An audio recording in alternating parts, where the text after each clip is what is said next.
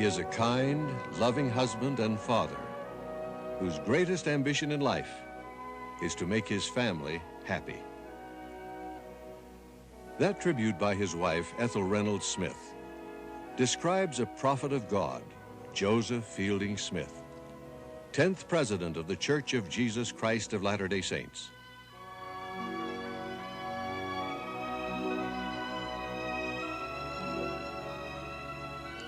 Grandson of Hyrum Smith, and son of President Joseph F. Smith and Julina Lamson Smith.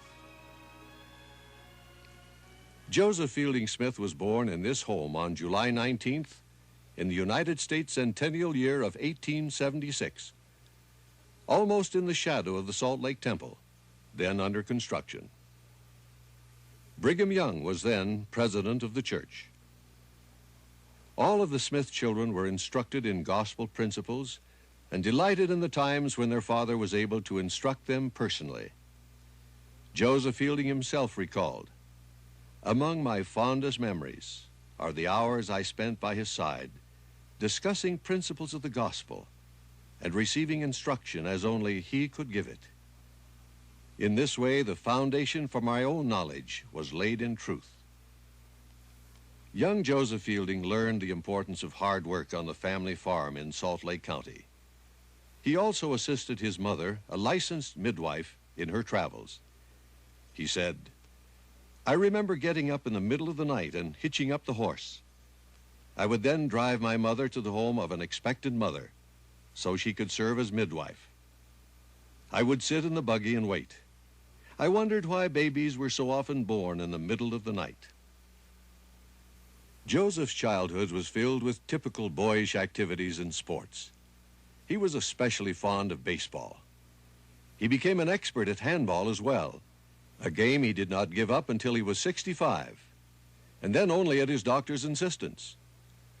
Giving up handball was one of the hardest things he ever did, he said. He also enjoyed reading from his early youth. He often hurried through his farm duties so he could go to his father's library to study. His brothers recall that he would often be missed at a ball game, only to be found in the hayloft, reading the scriptures.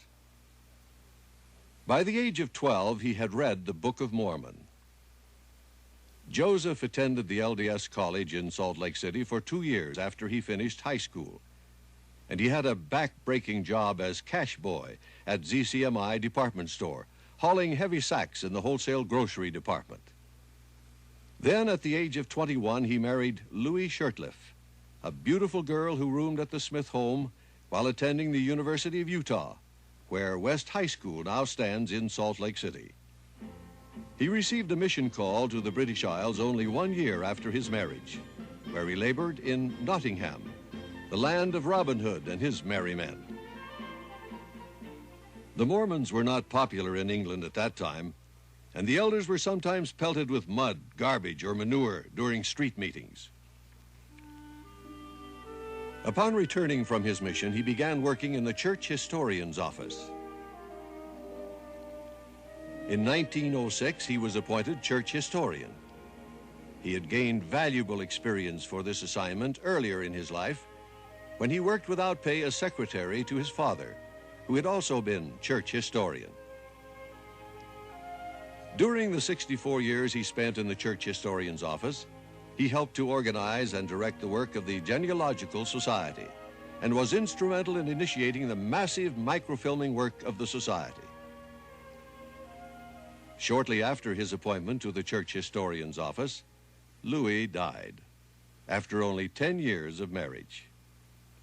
With 2 motherless children to care for, Joseph sought guidance and inspiration in selecting a new companion.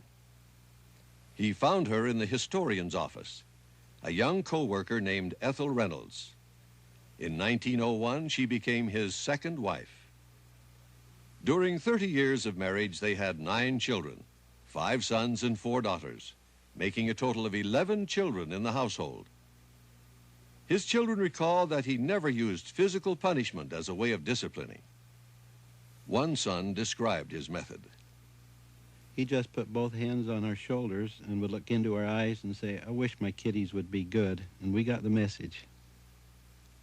In April 1910, Joseph Fielding Smith was appointed to the Council of the 12, being ordained by his father, President Joseph F. Smith. This marked the fulfillment of a promise in his patriarchal blessing. As a general authority, he traveled extensively. While visiting missions in Europe, immediately preceding the outbreak of World War II, he was asked to extend his stay to oversee the evacuation of missionaries from Europe.